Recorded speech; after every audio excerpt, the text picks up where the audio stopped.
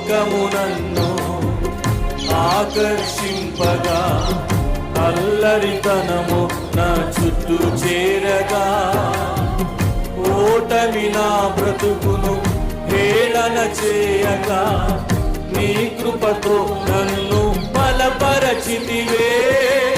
ఇంతగా నన్ను హెచ్చించుటకు ఏ పాటి వాడను యేసయ్యా. ఇంతగా నన్ను హెచ్చించుటకు ఏ పాటి వాడను యేసయ్యా.